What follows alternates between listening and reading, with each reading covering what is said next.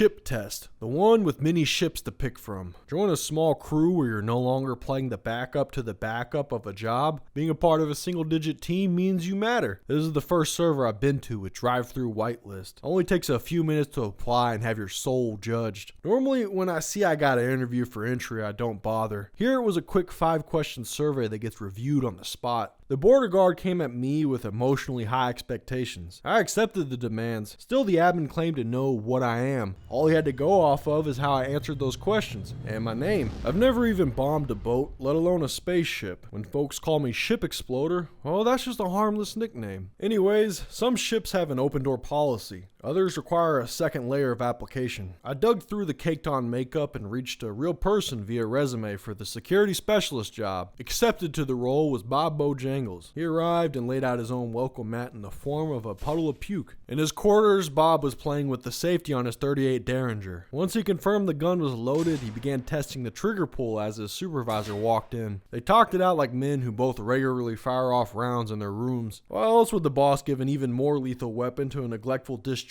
Ned if it wasn't for the fact he too could relate to letting a few go by accident? Equipped with the new weapon, Bob marched out of the ship and onto a planet covered mostly in white icing. Until you get to the purple grass, then the environment goes from looking edible to appearing like it's gonna eat you. Not the planet itself, but these creatures made of skulls pacing around dead explorers seem rather hungry. Bob emptied his laser clip, magazine, whatever you call an ammo holder for a laser gun. Battery, yeah! Bob emptied his laser battery and retreated back to base. Although the ship wasn't a sanctuary, tentacles had broke the seal that Bob promised to keep secure. Under attack, the security specialist is supposed to rise to the occasion. However, with no charger for the laser gun, Bob felt useless. He had to go old school. Can't sit around and wait for your gun to update. While his .38 only holds 2 bullets at a time, it's better than nothing. Regardless, I'm gonna bitch about the reloading process for the .38 Derringer. After your 2 shots are done, you'll have to take out a box of ammo with one hand, then with the other hand grab 2 bullets. One has to go on the ground since you can only hold a single bullet in your tiny palm. Now load up your gun with dignity as you reach for a bullet off the ground like your clumsy ass dropped it. Maybe one of the bullets could go in your pocket if you put the case of ammo in your backpack instead. Fuck if I know. I just hope someone tells me the easy way in the comments, such as loading the gun while it's on the ground like a heavy piece of artillery. Reloading was a major part of Bob's routine. The rest included taking 2 shots at the cast of lava land, then running away. They would either cease movement or get the fuck in motion. In the end, they all wound up the same, hunted.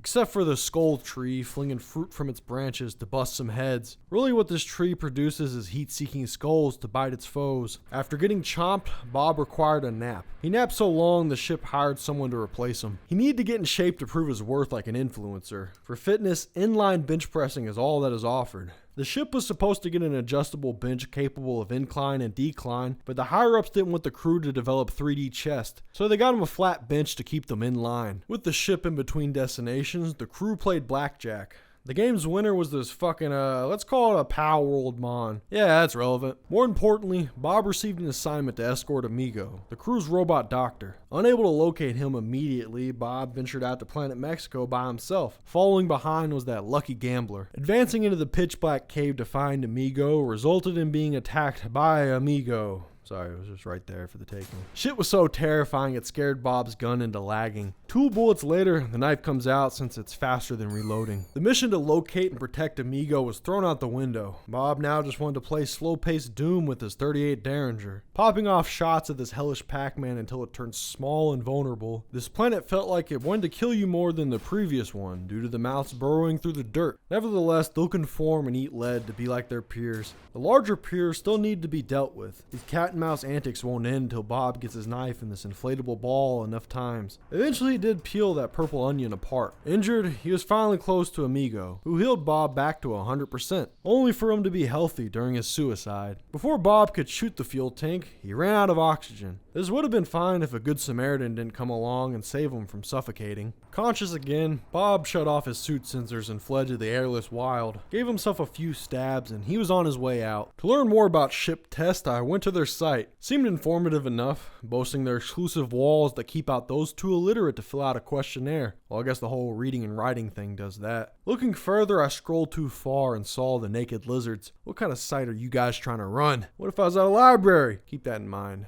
Goodbye.